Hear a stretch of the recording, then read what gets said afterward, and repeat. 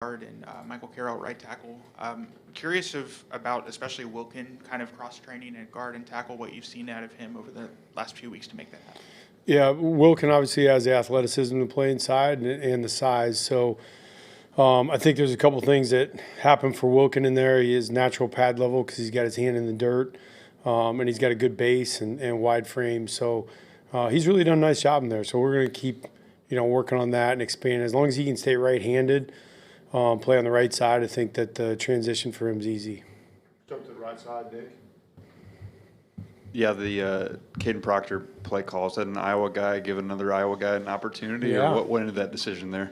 Well, I mean, KP, first of all, any play like that, the only way I do stuff like that is if it's guys that I trust. And obviously Jeremy Bernard, KP are guys that are trustworthy, and they know if they trick off the rep in practice or, they're not good with the football and they're not secure, then we just won't do it. So KP took it very seriously. He knew he had the ball in the outside arm, knew how to protect it. I think he's a super athletic guy. I mean, it was just fun. I wish he could have scored, but, the guys were excited to block for him. I knew he'd have a chance to run over, one or two or three people. And down there tight in the red zone, those are tough yards to get. I thought it was a huge play. It was I think we're on the 13, and so, you're first and 10 on the 13-yard line. You get a first down right there. Now you're first and goal on the 2. Those are tough yards down there. So I thought it was a good opportunity, not necessarily something they probably saw was coming. Jumping back to the left side, Chase. All offensive line questions so far. Good. So we're seeing you guys rotate on the offensive line. Conventional wisdom is just roll with 5 for cohesiveness sake. And y'all seem to not only be rotating, but the rotation seems to be expanding instead of contracting toward the conventional 5. Can you speak to that? Yeah, we're just still not where we want to be yet. It's really that simple. And so I know the gel part, but we also have guys that wear down a little bit. So I'm trying to keep guys as fresh as possible and at the same time find the best 5. And so for us, I think there's a little bit too. You don't know what you got until you get some of those young guys in the game. Michael Carroll's got to play. Will's got to play, and we don't know how good they are or what they can do till they get in the football game. So we've been kind of falling back on that a little bit and seeing, that challenge, that competition, see if that can spur in a little bit more production. Let's go to Katie, second row on the left. One of the things y'all told us back in camp, why Ty won the job, is how well he done protecting the football through 4 games. He doesn't have a turnover. Just what have you seen from him in that area? And what's kind of the balance for the quarterback if you wanted to be aggressive and make plays, but also be smart with the ball? Yeah, that's a great question. There's a really, really tiny sliver in great quarterback play and understanding like when to be aggressive with the football, when to take care of the ball, and that's the whole thing. And that's what Ty's still working on. I think he's doing a really good job. And you'd rather work a guy back from that and have him make the aggressive throws and teach him those reads versus a guy that turns the ball over. So I know Ty has that aggression in him and has the ability to make those throws. So I just think he's operating at a really high level. He had one play. I thought the boot, obviously, early on the first drive back to his right was by far, Ty would tell you the same thing. It was the worst play he had all night. And, luckily it didn't get in their hands. But, for him, I thought that actually, like, dialed him in for the rest of the game. He's like, okay, I know what I got to do. And he made all those plays. He made all the reads that he needed to and didn't put the ball in jeopardy. Let's go to Alex, back row on the right. A little bit of a 2-part question. What do you think of Jam coming back? And then also, how do you get more explosive runs out of that running game that's consistently getting you 2 and 3 yards, but how do you get more out of that group? Yeah, first of all, with Jam, his presence just at practice and, maturity, just – the work ethic that he brings was a huge part of the preparation part for the week, which is the most important part.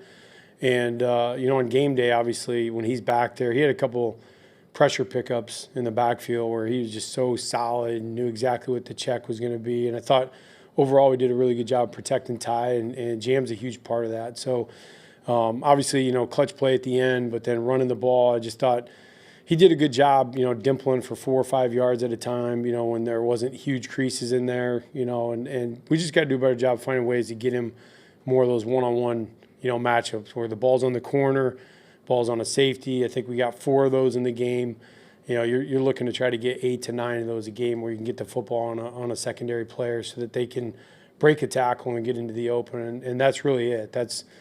We got to get through and get 6-on-6 on the inside somehow with our big bodies, and then find a way to get jam on those DBs. Let's go to Ryan, front and left. Hey, Coach, I'm going to stick with the offensive line theme. It looks like Georgia was doing a lot of twisting, and the communication was pretty solid Saturday. Yeah. What'd you see?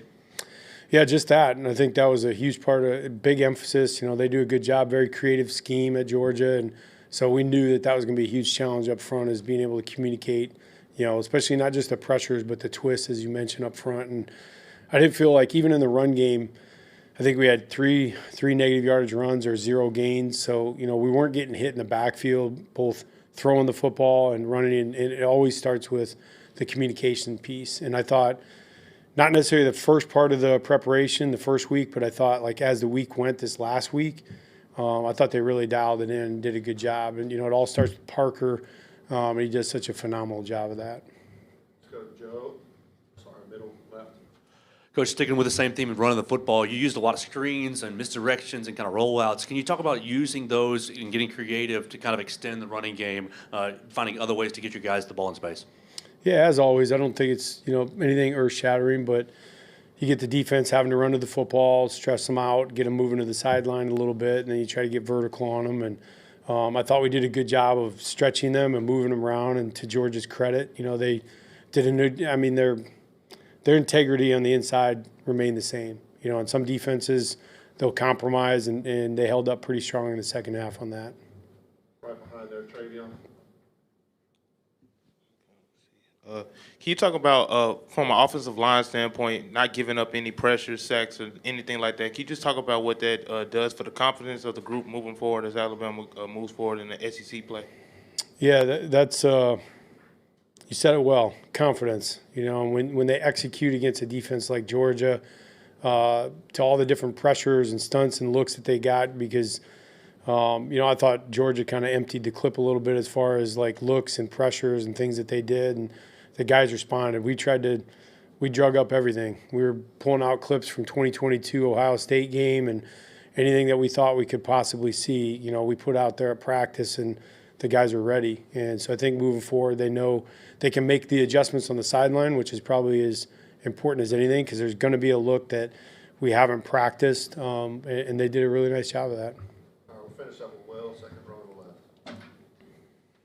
Coach, I'm sorry to disappoint. It's not an offensive line question, but I wanted to get your thoughts on that breakaway play that Latsier made at the end of the first half, a situation where at first it looked like he could have been dead to rights behind the sticks in the middle of the field, instead gets 20-plus yards and gets out of bounds, helps keep that drive going in the way that he did.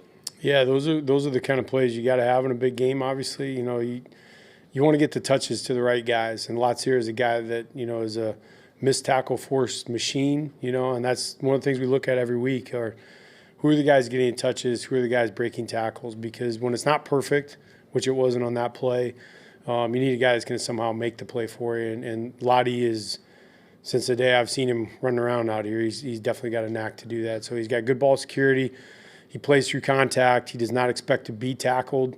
He's more powerful than people, anticipate, and he's just a really, really sudden guy. So he did a great job. Had a great game. Made some really good special teams plays too. Thank you, Coach. You bet. Have a good day.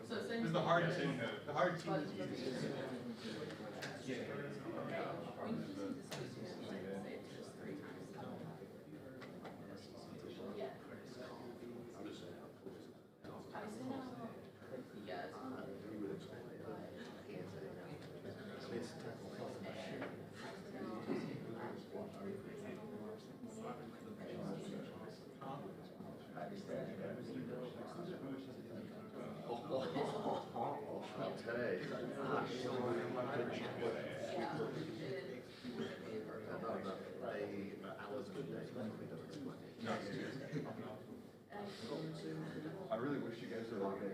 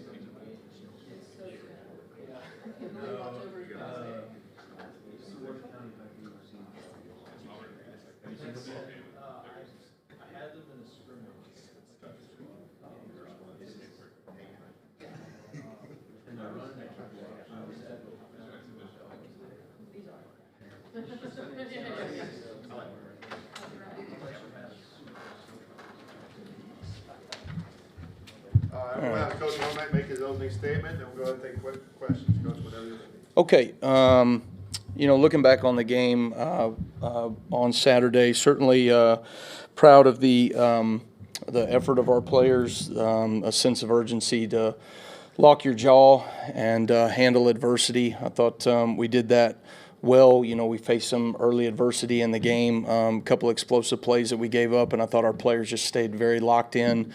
Our sideline was fantastic in terms of the just how locked in our players were. The communication between players and coaches is what a sideline should look like, and I thought we took steps in the right direction there. We said we wanted to handle their perimeter game. That was something that they had done a really good job of. I think, we talked them in and out of a lot of different things off the perimeter, just with pre-snap alignments. So for the most part, we did a pretty good job there. But one of the things that we had to say, what we talked about as a key to victory was when the ball declares, we've got to take the air out of the ball. And I thought on the interior run fits, for the most part, we did that. But the ball rolled off the edge and created, 6 explosive plays for 171 yards. Outside of that, we had 26 rushes for 55 yards. So they averaged 2.1 yards per carry in those 26 plays. But those 6 rushes that the ball got outside on us and we didn't take the air out of the ball and gave really good athletes space to make a play, we didn't finish. And that is unacceptable, and we got to get those things fixed. In the SEC, you have to answer for the things that you put on tape, and we certainly are going to have to answer for those things.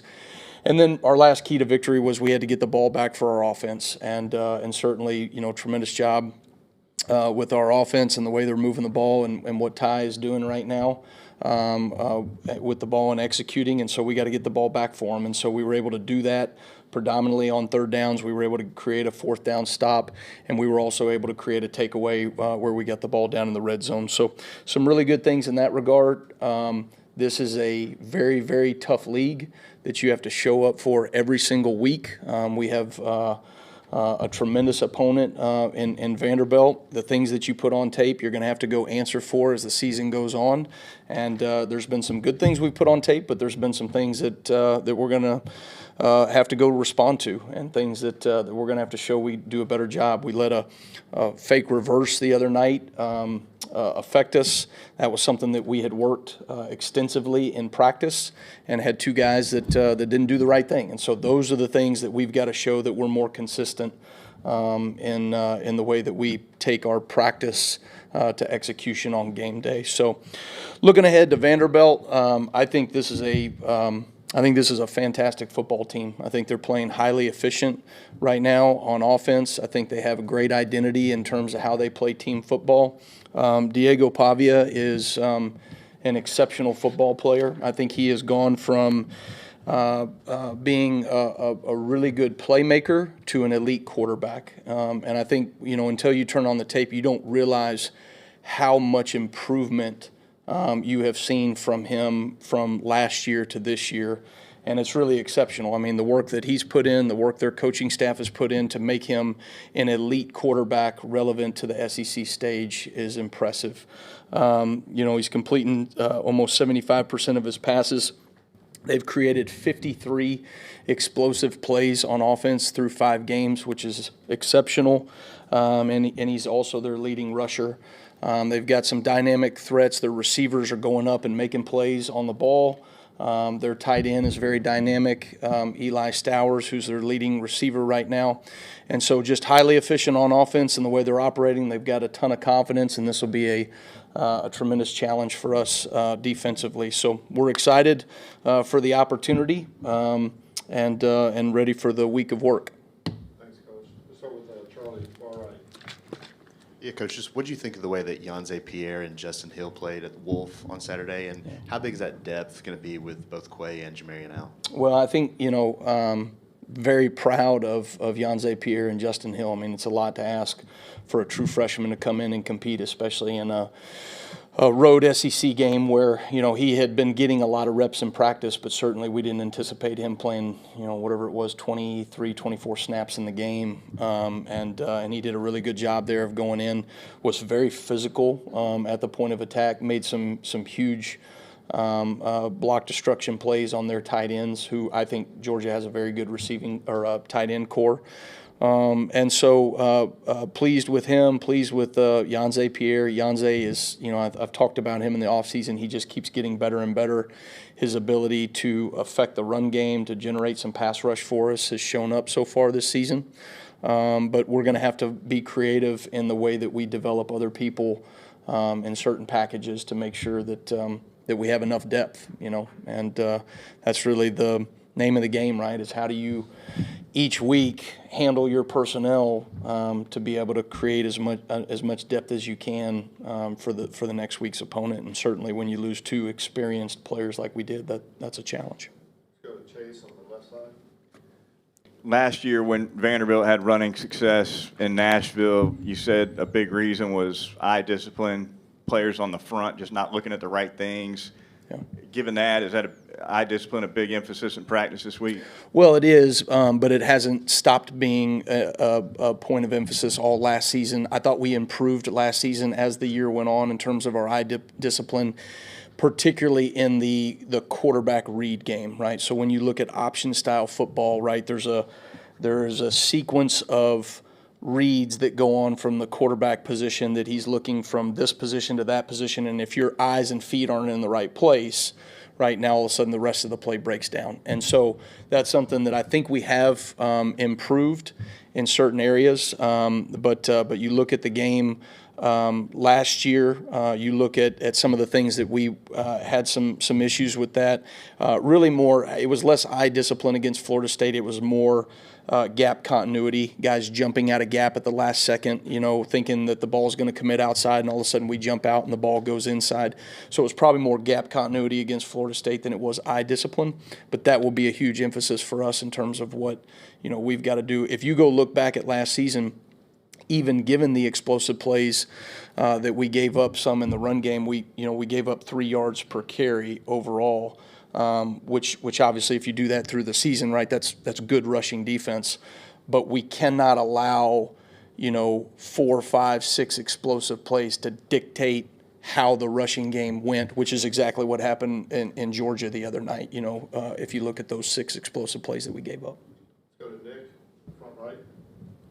Yeah, 2 if I can.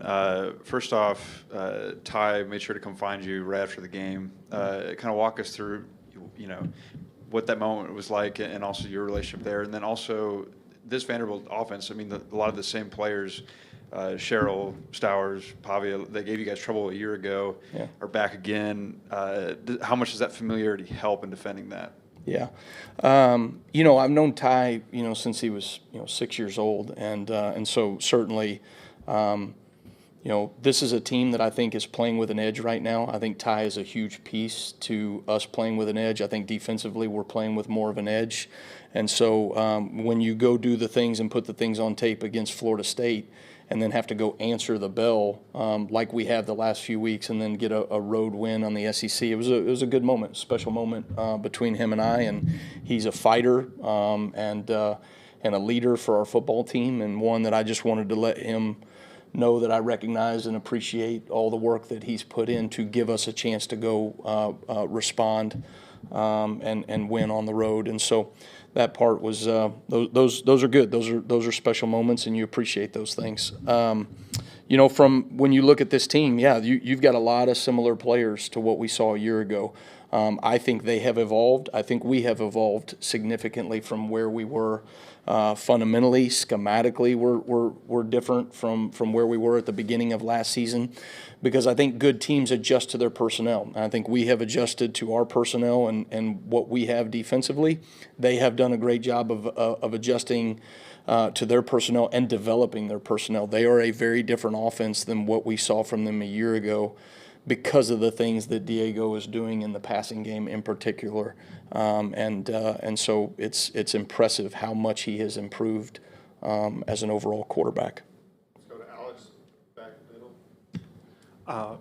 Edric Hill got a little bit more, probably a little more run than expected with James going out. What did you see from his game, and how's he come along? Edric played physical. He played hard in the game, which I think has been a marker of all of our guys. We played timid and on our heels in week one, and I think we have, to this point, we have identified that and kind of rectified that a little bit in terms of the effort that we're playing with. But particularly when you're an interior D lineman, it's natural when the ball's on the perimeter or thrown downfield not to naturally burst to the ball, and I think Edric's doing a really good job with that, along with a bunch of our interior defensive linemen. Some of that youthful interior D line is critical. I mean, gosh, it was an area of concern going into the season, right? That we had, youthful players that were on the interior that were going to have to step up for us. But then all of a sudden, you lose Tim Keenan, and then Jeremiah Beeman goes down, which makes for a very difficult situation.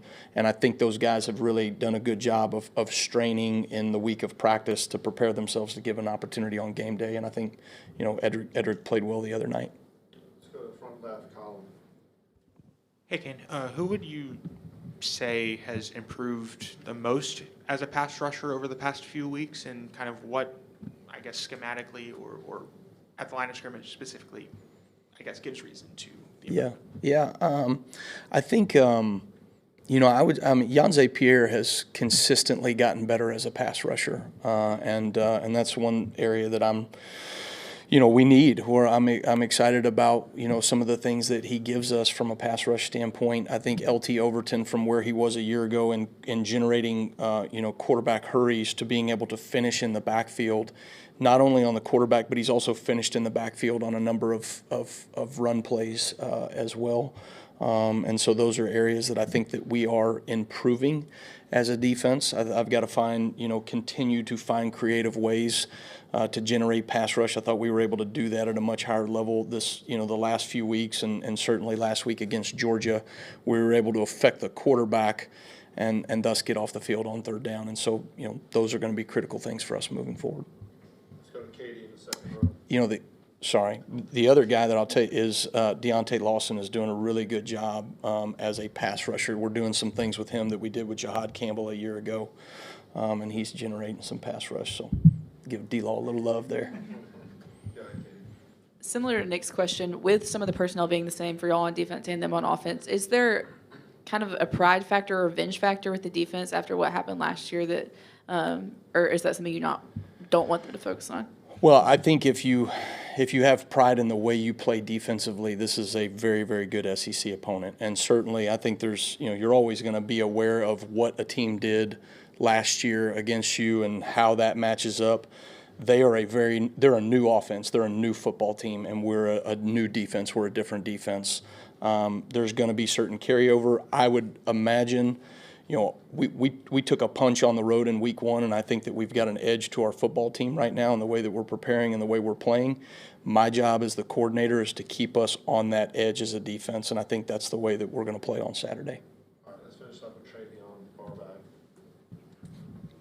Alabama played 44 players on offense and defense, 44 freshman players. Can you just talk about the trust that you're able to have in those players as they step up in those moments and fill in, through, whether it be injury or just fill in general? Yeah, you just mean, yeah, we're playing a number of players from a defensive standpoint. Some of that, right, are situations where, barring injury, a guy has to step up in his role, and that's something that, credit to our coaching staff for getting some younger players ready to go play in those moments. I think we do have a number of players. There's not a guy on our defense that's playing perfect right now. Everybody is making mistakes. Everybody has things that they need to fix and improve upon. But I told our guys, good teams improve, and that can be for older players like Tim Keenan and Deontay Lawson. That can be for younger players like Justin Hill that just had more snaps than he probably anticipated playing in Athens. But good teams improve, and if we will have a sense of urgency to improve, and you show those things in the week of practice, you get to participate on game day. And I think that we've got a number of younger players that are doing that. Some guys on our two deep that belong on the field and have earned reps for game day. But to me, this will all come down to, as we navigate through SEC play, who improves the things that you put on tape from week 1, 2, 3, 4, and whatever this is right now, 5 for us, but 6 overall, versus the teams that don't improve and fix the things that they need to. And so I think we're taking steps in the right direction right now, but that will be the key to success. All right, thank you, Coach. All right, thanks, guys. Roll Tide.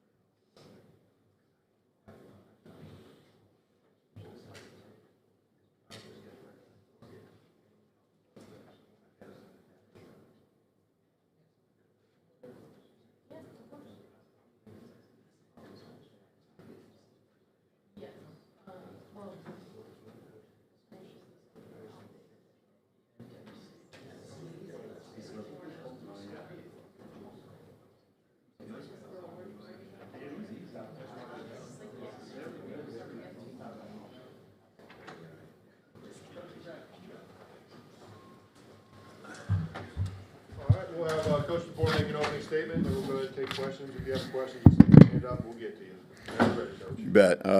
Good morning, and just a couple things about Georgia. Just a good win for our team. I feel that's really what it was. It was a team win, both sides of the ball, and special teams as well, all being involved in how we got it done. And wasn't perfect by any means, and sometimes a lot of times in those type of games, it's going to be ugly at times. And so it's just a matter of continue to play hard, be resilient.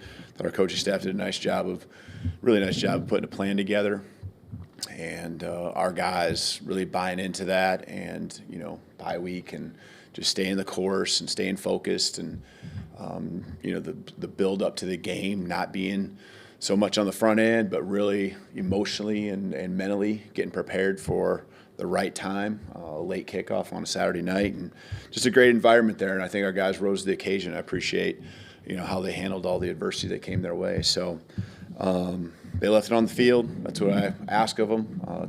Ask them to empty the tank, and they certainly did that. So they played for each other. I think that's been one of the themes that they've really focused on, and everyone's counting on them to do their job. And if they don't do their job, they're letting their teammates down. And I've actually asked them, to really understand that piece as far as, that I'm counting on them, and understand they're counting on me too. And so a lot of young guys continue to get more and more experience, both sides of the ball, playing a number of true freshmen, and their experience is, I think, from week 1 to now through 4 games, really showing up, and we're going to continue to need those guys, and some redshirt freshmen as well that playing a lot of, really important towards our success. So appreciate the fans that went over there to Athens and supported us, and obviously coming back home to Bryant-Denny, a place that it's just a great vibe, and we're going to need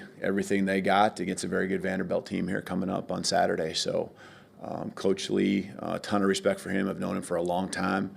I knew a year ago you could see and feel the positive movement that they had inside the program. You could see the style of play, it being team football, and they continue to do that. So 5-0, ranked opponent coming into our house. So just got to continue to keep the focus on us.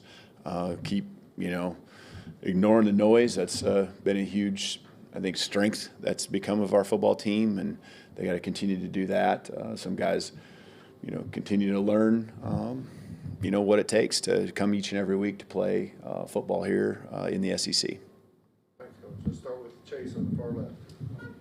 Yeah, there's a perception that the win over Georgia last year created some overconfidence, and it resulted in the team not taking Vanderbilt seriously enough just 7 days later.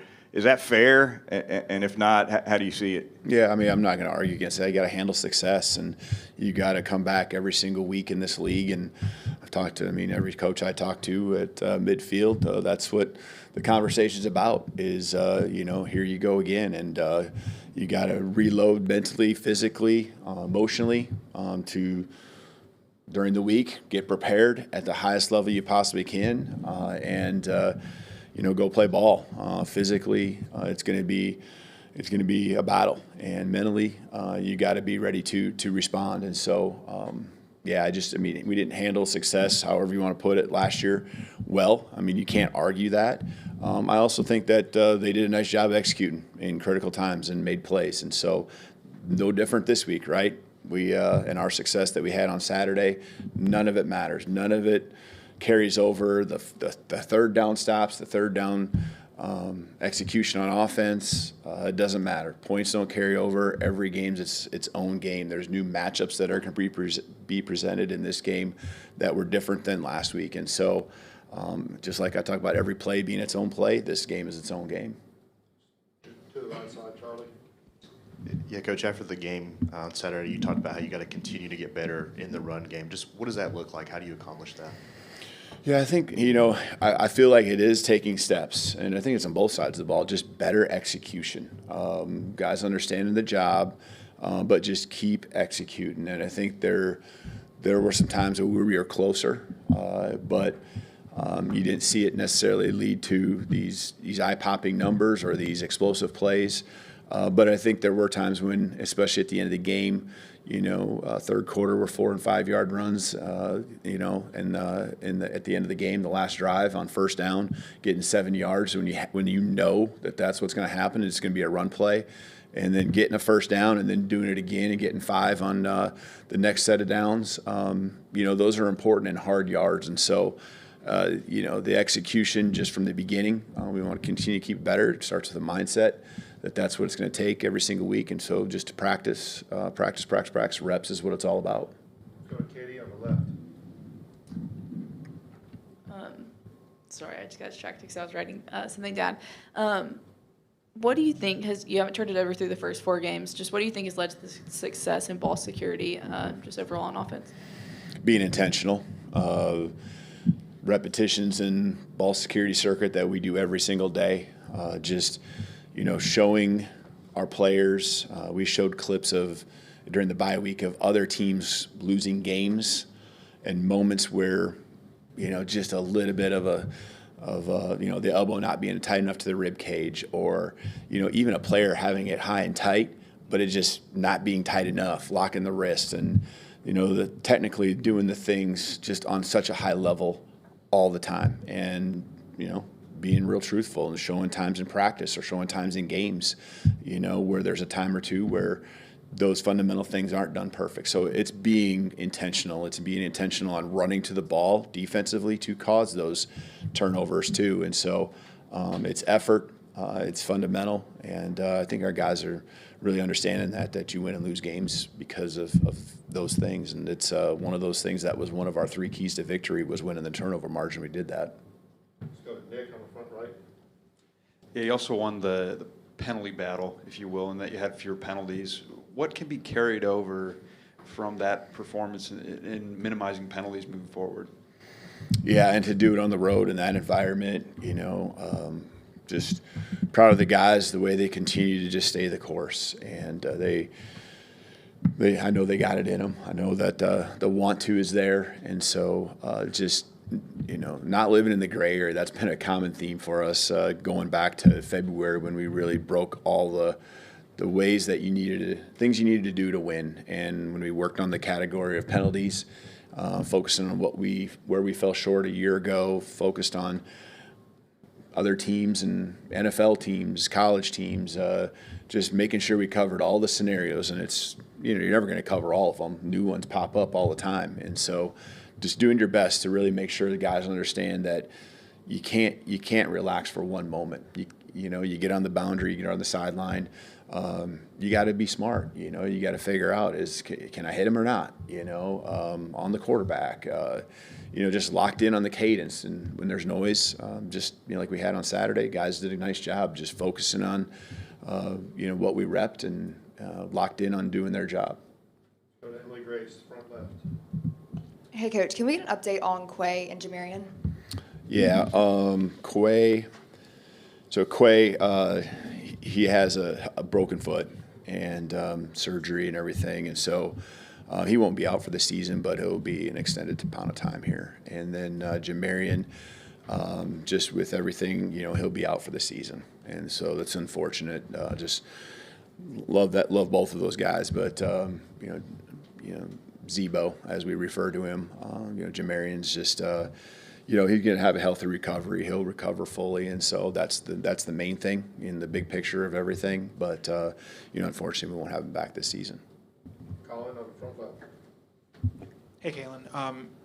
It seems like Ryan Williams over the course of the last few games, whether it's with drop passes or got a little flack about blocking ability against Georgia, has gotten some criticism. I'm curious about what you've seen from him, how he's handled that criticism, while also what your message to him has been over the course of the last few games to kind of overcome. Yeah. I mean, he knows he's just got to keep progressing, keep developing, keep working. And so what I know I see on the football field in practice every single day is a guy that is working hard at it. And so we know how skilled he is, how big of a threat he is anytime he's on the field. I thought he responded well. Had some nice catches and third down conversions. Had a ball late in the half there that was an explosive that helped us cross midfield and put points on the board. So I thought his response was really good, and he stayed focused. And I think really what he's locked in on is the team.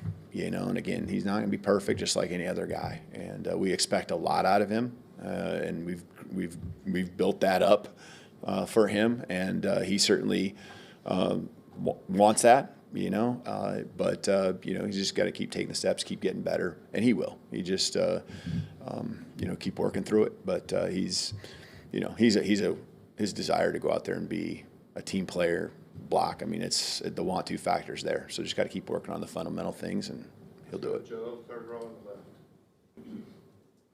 Coach, how do you think that Tim Keenan played in his return? And secondly, Vanderbilt has a lot of graduates, a lot of redshirt seniors, juniors on their offensive line. Florida State did as well. What do you think you can take from the Florida State experience with the young defensive lineman? You're going to be missing James for the first half of the game into this weekend's game. Yeah, that's something we'll talk more and more about with the team as we go through the week, starting tomorrow with James. Because we do have to cover for him early. And when he comes in, he needs to be locked in on what's been happening, so it isn't him feeling out the process when he gets into the game. But Tim, just as the week went on, I think early in the week he was a little sore and things like that. But when he got to game day, just really, I thought he played well. He was an important part of our success, and just a big hammer up in there, just holding down gaps and keeping the movement to be very minimal. So he played, in our grading, he played a nice game all around. And so I don't know if I had a true number of snaps I was expecting to play, but I know he didn't play less than what I thought. If anything, he played more. And so we certainly do need to rise to the occasion. As your second question, just we got to rise to the occasion and keep asking more out of our young guys against a veteran group, like you said. And I think we're doing that. I think guys are straining in practice. I've been on the young guys as much as anything, not just at that position, but across the board, for them to understand, the urgency that they got to have just in meetings and on the field, the strain that it takes. And then now they're seeing, I think you get into game day in these big games, the SEC games, and, they're getting it. They're figuring it out. Go Jamie on the front row.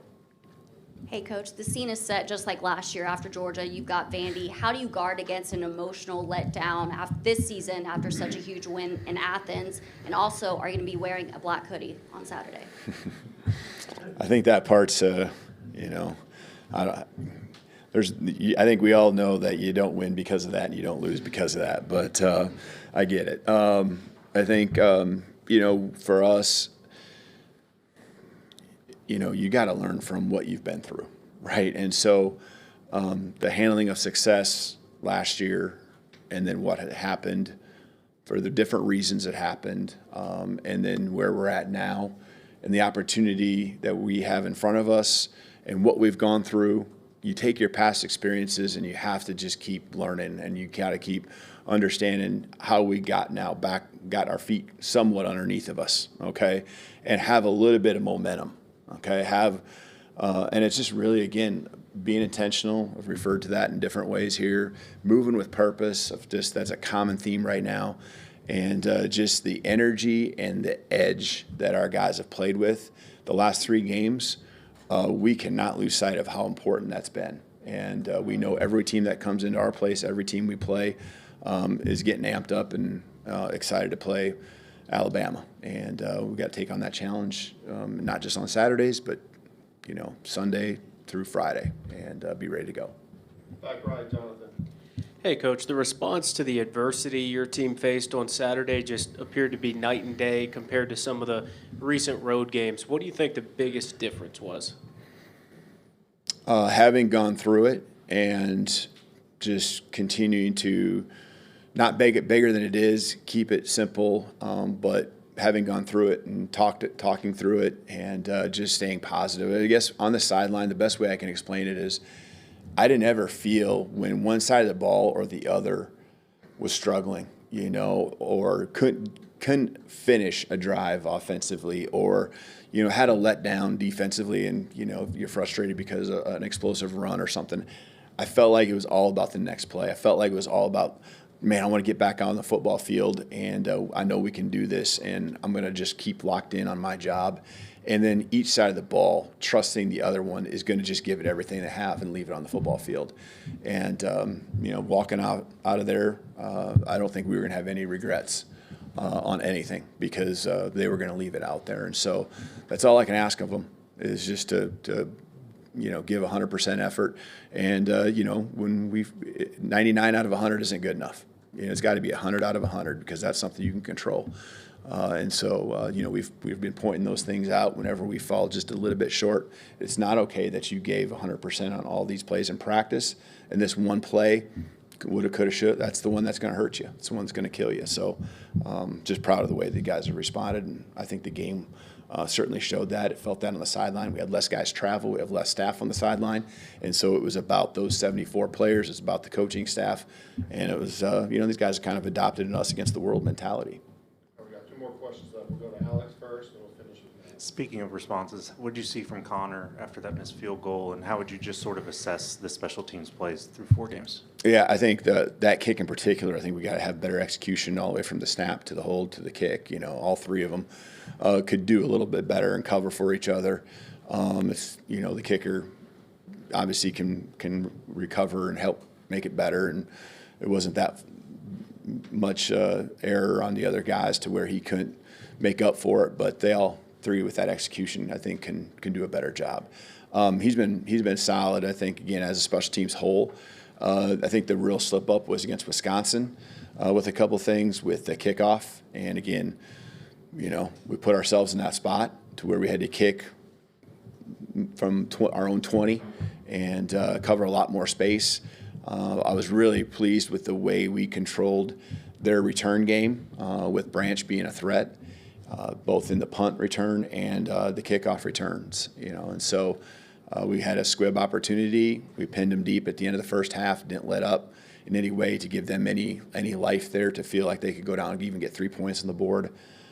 Kicking off, after we, held them deep on the first one that they tried to return.